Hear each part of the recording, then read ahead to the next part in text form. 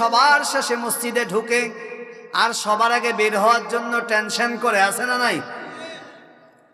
আমার নবী যখন নামাজে দাঁড়াতেন, রুকুতে যেতেন, বিশ্ব নবী রুকুতে গিয়ে পড়তেন সুবহানা রাব্বিয়াল আযীম বিহামদিহি আস্তাগফিরুল্লাহ সুবহুন কুদ্দুসুন রাব্বুনা ওয়া রাব্বুল মালাইকাতি ওয়ার রূহ।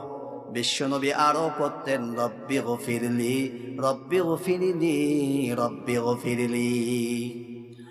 রুকু থেকে বিশ্বনবী দাঁড়াতেন, তিনি পড়তেন সামি আল্লাহু লিমান হামিদা, পড়তেন রব্বানা লাকাল হামদ হামদান কাসীরান তাইয়িবান মুবারাকান ফীহি ইয়া রাব্বি লাকাল হামদ ওয়া লাকাশ শুকর কামা ইয়ানবাগি লিজালালি ওয়াজহিক ওয়া আযীমি সুলতানিক। এতক্ষণ আমরা দাঁড়ায় থাকি, রুকুর থেকে উঠতে দেরি, সেজদায় যাইতে আর দেরি।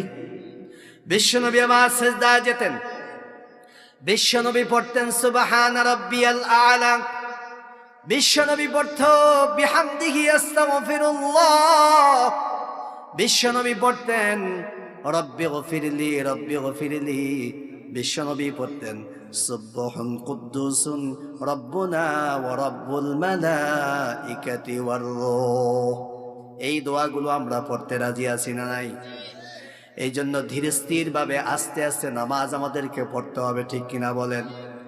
যে নামাজ পড়ে না সে যদি চিন্তা করে আমি মুসলিম, বিশ্বনবী বললেন না, তুমি মুসলিম না। কারণ মুসলিম আর অমুসলিমের মধ্যে পার্থক্য হলো একটাই, সেটা হলো নামাজ, নামাজ, নামাজ। পৃথিবীর এমন কোন নবী নাই যে নবীর উপরে আল্লাহ তাআলা নবীর উম্মতের উপরে নামাজ ফরজ করেন নাই। নামাজের বিকল্প কোনো কিছু নেই। ভাইরা আমার, জিবরাইল